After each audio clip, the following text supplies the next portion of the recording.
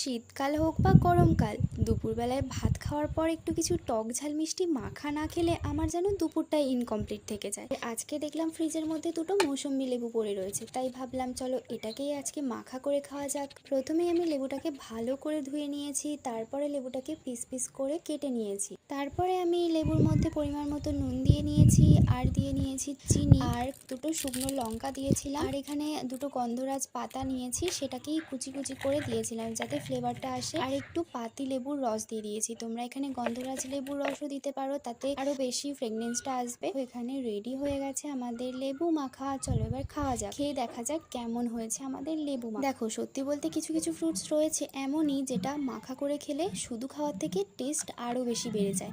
সেই রকমই আমাদের মৌসুমি মাখাটাও দারুণ হয়েছিল, জাস্ট অসাধারণ। আমি কোনোদিনও মৌসুমি ফল মেখে খাইনি, তবে আজকে ফার্স্ট টাইম খেলাম, আর খেতে জাস্ট অসাধারণ হয়েছিল।